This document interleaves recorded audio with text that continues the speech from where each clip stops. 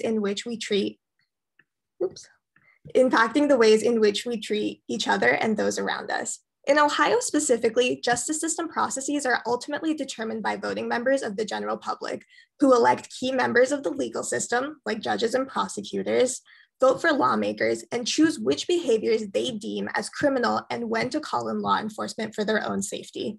To the side, you'll see a selection of headlines taken from news coverage of the Ohio juvenile justice system.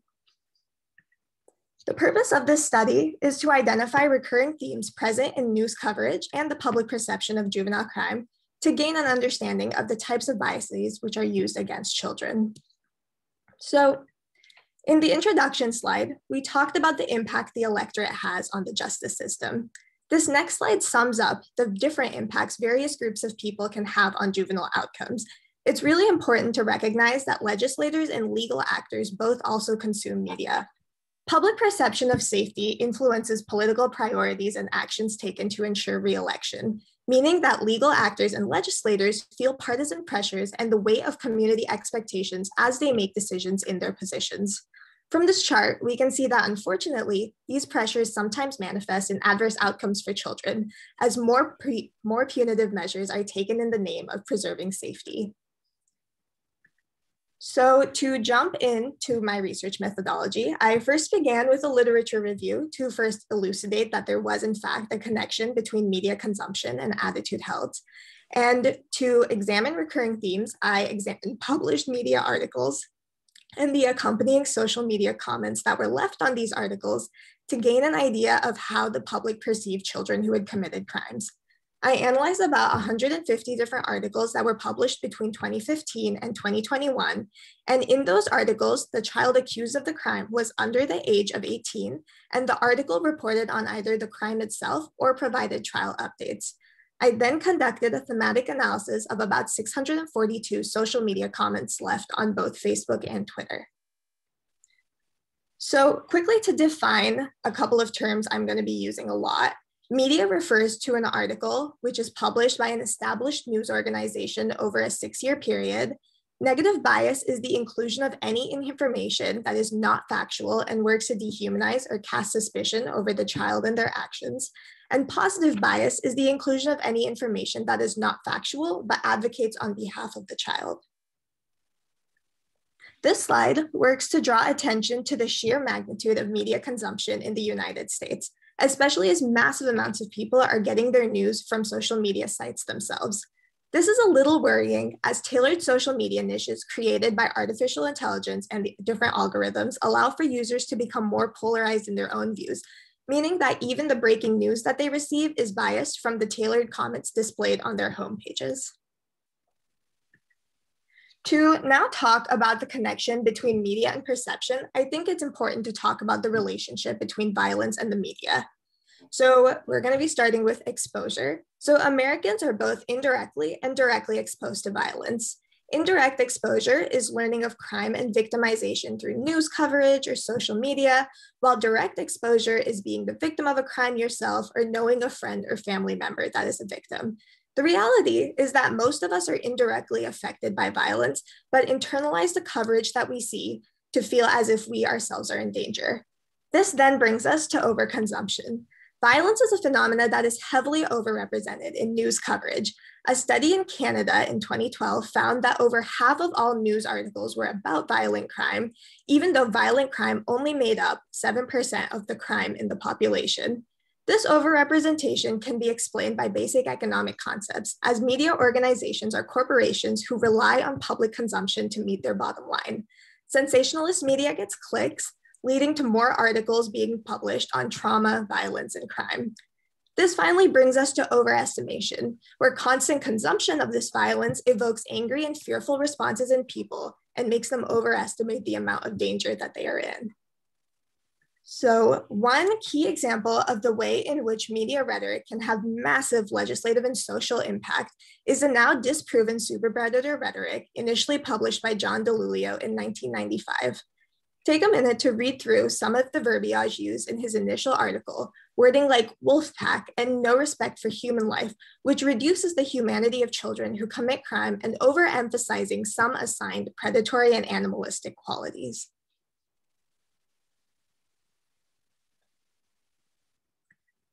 So this rhetoric was quickly picked up by news outlets, and states began to take drastic actions to protect their populations from what they believed would be a massive influx of soulless child predators. Nearly all states made legislative changes to remove the safeguards that protected the rights of children, and this can be seen in the enacting of legislation to transfer juveniles to adult courts, family courts, and the imposition of mandatory sentences like life without parole on minors. So following that, I will now be going into the results from my analysis of news coverage. When I was reading through articles, I was really surprised to notice that the negative bias against children was often introduced into the article by interviews included in the news story. During these interviews, the person being interviewed would then introduce some unfactual opinion of their own on the case, which added negative influence against the child. From this graph, we can see that articles featuring quotes from police officers are most likely to speak negatively about the juvenile. Following that, we can see that negative bias is introduced by the prosecutor taking the case against the child providing a quote, verbiage used by the article author, quotes provided by the victim's family member, and quotes provided by the victim themselves. This is a list of identified themes that I will be discussing further. And out of 150 articles, 46 of them contain some negative bias against the juvenile. The remaining articles were neutral, mainly reporting on the facts of the case, the who, what, when, where, why. So this next graph shows how often the themes occurred within the articles, and it's important to note that some of these articles contain more than one of these themes. So the first theme that I would like to discuss characterizes juveniles as lacking mercy, respect, and fear of consequences. On the slide are a couple of examples of how this theme shows up in different articles. First, there is no factual evidence to ascertain that children are truly merciless and respectless. This is a subjective opinion that introduces negative bias against the child. Mercy, respect, and fear are innately human traits. To remove them from the child and to act as if the child does not care at all is dehumanizing, making people feel that if the child does not care about their actions, we also should not. Dehumanization leads to detachment, making it more permissible to impose harsh penalties on our youth. It's also important to recognize that the temporal lobes of children are not developed until they're nearly 25 years old. Lawrence Steinberg points out that risk-taking increases between childhood and adolescence because of changes being made to the brain's dopaminergic system, making children more likely to seek the body's biological reward, dopamine, through risky actions. Risk-taking and fearlessness is natural biological phenomena present in all children, not just children who commit crimes. This next theme that I will be discussing is in which grandiose and self-serving rationale for committing crimes is discussed in the media. Assigning this type of motivations to juveniles who commit crime removes context from the situation at hand and acts as if juveniles are living in a vacuum. This quote conveys a message like, these children are so dangerous that they commit crimes for fun. Juveniles commit crimes for a variety of reasons, whether that crime arising from some unmet material or social need, to sometimes quite honestly for no good reason at all. Anyone who's ever been around kids knows that sometimes they just do things, they take risks. These interview quotes, which seem to arise from some interview between officers and children, do not take into account that the veracity of juvenile interrogation is often dampened by the juvenile's immaturity, cognitive limitations, and developmental stage. In a 2005 study conducted by Gross et al., it was found that 44% of juveniles falsely confessed to a crime in comparison to 13% of adults. Juveniles easily succumb to the pressures of interrogation and often try to tell interrogators what they want to hear. It's irresponsible to present this information with no discussion of any of this. The next theme is in which articles discuss remorse and emotion shown, or lack of it. Once again, lack of remorse and emotion is a subjective interpretation of someone's facial expressions, tone of voice, and body language. Every person reacts to trauma differently. There's no right or wrong reaction, and there's also no way to determine if someone's reaction is real or fake. Resting judgment decisions on the type of reaction or emotion displayed by a child is culturally insensitive, as people's lived experiences and cultural backgrounds shape how they grieve, how they show remorse, and how they display other key emotions. This next theme is on the adultification of children. Adultification is a bias in which children are treated as being more mature than they actually are. And adultification of children is specifically used in this context to make it more permissible to subject children to harsher, more adult punishments. Children are not adults. Any crime they commit does not make them an adult. Their bodies are not developed to the same extent, and their brains are not developed to the same extent. Transferring a child to the adult court is not an action without consequences. A 2018 report by the Campaign for Youth Justice reported that youth who are sentenced to adult facilities are 5 times more likely to be victims of sexual abuse and 36 times more likely to commit suicide than their peers in juvenile facilities. Often in articles and on social media, you see this like cavalier suggestion: transfer them to the adult court. The adult courts are a completely different system than the juvenile system. Where the juvenile system is focused on rehabilitation and reform, the adult courts are punitive. A child's brain is growing every single day. They are especially capable of reform. The next theme that showed up a lot in different articles is on gang affiliation. So there are 2 things to note here. First, we should be challenging the use of the word gang itself to refer to a group of children, as this word has incredibly negative connotations and its use displays bias in and of itself. Secondly, even if kids are participating in what is essentially a gang, these quotes take away from the understanding that children require social systems to thrive and are often not joining gangs for a malignant reason, but rather to find a community and to gain some sense of belonging and protection. Think of Maslow's hierarchy of needs. Following physiological and safety needs are a person's need for belongingness, love, and intimacy. Rather than criminalizing gang membership, the focus should be on how a child's need for intimacy and belongingness can be met. And the last theme that I'd like to talk about is the threat of future violence, this constant allusion to the fact that kids are going to do something in the future. This, like all others, is not really rooted in any sort of fact. In fact, rates of recidivism are much higher for those who are placed into the criminal justice system early on. Being placed into the criminal justice system has lifelong consequences. It interferes with where you work, where you're allowed to live, your social system, your friends, and the way you are perceived in so many situations. There is also data to support that kids age out of committing crimes as their brains continue to develop. Lauren Steinberg once again found that risk-taking declines between adolescence and adulthood because of the changes in the brain's cognitive control system.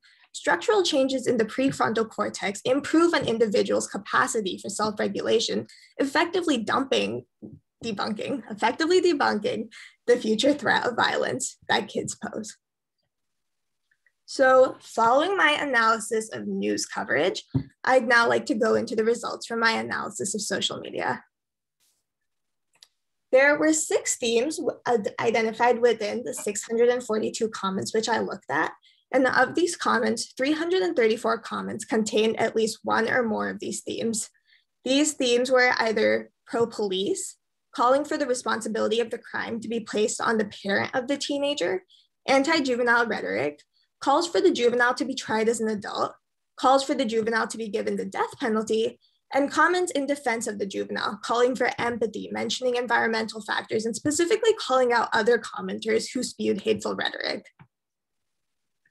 This next graph displays the occurrence of these themes, and we can see that the majority of identified comments contained anti-juvenile rhetoric. So it is really important to recognize that Black juveniles are disproportionately represented in our justice system. That being said, I noticed a trend in which specifically comments left on stories about Black juveniles called for harsher punishments and the death penalty compared to stories about non-Black and white juveniles. I also think that it's really interesting to recognize that 100%, all 642 of the comments on Facebook were left by personal public Facebook accounts. I think this allows us to recognize that 1, the posters of these comments feel empowered and comfortable saying these things as themselves. And it also speaks to the fact that they probably believe that members of their networks agree with these comments. To the side, we can see a selection of Facebook comments and how these views are reinforced through likes and badges, such as top fan, meaning that someone has been commenting these types of things a lot. So in conclusion, this small cross-section of Ohio juvenile crime coverage has clearly demonstrated the ways in which media outlets spread negative bias. These biases are then replicated on Facebook and Twitter, as the majority of the comments are not in favor of children. It's also important to recognize that barely any of this coverage contains anything that can humanize the juvenile, displaying positive bias, meaning that consumed media often conveys unchallenged negative, one-sided sentiments. So now I'd like to talk about why unchecked negative bias is so dangerous. Negative bias introduced into the media further dehumanizes children, impacts the public perception of safety and need for reform, and finally leads lawmakers to enact harsher and more punitive measures to sufficiently address the problem. We see all of these sentiments echoed in Facebook and Twitter comments as people are calling for kids to be given more punitive punishments and to be removed from society. So the recommendations that I have exist in three spheres. For the legal system, first, I believe that there must be a widespread understanding within the system that every person entering the courtroom consumes media and will probably have some biased perception against juveniles. To tackle these perceptions, courts should invest heavily in diversity and bias recognition programs that work to help people identify the biases that they themselves hold. This is not enough, but it is a first step. The second set of recommendations I have are for police departments. I believe that all departments should offer media training to all officers on how to provide insight on a case without weaponizing harmful biases against children. Police must think about why their comments in the media are so negative and require us, the people, to think the worst about those who commit crimes. Next, I believe that when departments provide a platform, like the Twitter account of the Columbus Police Department, they have the responsibility to monitor that account and speak up against those who threaten harm to children. People sharing crime updates from the Columbus Police Department should also not be sharing people sharing crime updates from the Columbus Police Department should also not be sharing the dangerous and disgusting comments that are left on the posts. My final set of recommendations is for media outlets. I believe that journalists should try to include quotes or sources from someone who can humanize the child in question. Remember, humanization is not to remove responsibility from the child, but rather to recognize that the child is more than the sum of the crime that they committed. I also call on journalists to be more intentional with their language and to point out when someone is giving a subjective opinion, rather than misrepresenting quotes as fact to readers. And finally, I'd like to talk about 3 lessons that I've learned during my capstone. I think by far, one of the biggest lessons that I learned is that we can simultaneously support victims of crime while also recognizing that children who have committed a crime are not treated well by our system. And there is a lot of inequity in the justice system. Supporting a victim does not mean that we have to completely turn our backs on the person who's committed a crime. The second lesson that I've learned is that changing the system requires buy-in from all of us. All of us are affected by the system, but also our actions also affect the system. So all of us need to be doing the work, taking the time to educate ourselves, and learning more about this system to ensure that children are not mistreated as they currently are today. And finally, just as a personal lesson, my internship was completely remote, and I learned a lot about how to ask questions, how to form relationships, and how to work in a completely virtual environment, which I really appreciate. So for my acknowledgements, I'd first like to thank my mentor, Laura, the Director of Policy and Outreach, who went above and beyond to teach me about the system, answer my questions, and always provide encouragement. Dr. Celeste, whose class on child policy really changed the way in which I view the world. Sounds like hyperbole, it's not. Lisa Collins, who provided me valuable input and her time. My fellow capstone mates, Sam and Zoe, for all of their support and help. And every single person at the OPD who took the time to meet with me and teach me about what they did. So important, so helpful. And I was constantly in awe of the work that they were doing. So thank you. These are some of my references. Wow. What I'd love is everyone take your mics off, and let's give Naveena a real round of applause. That was really terrific. And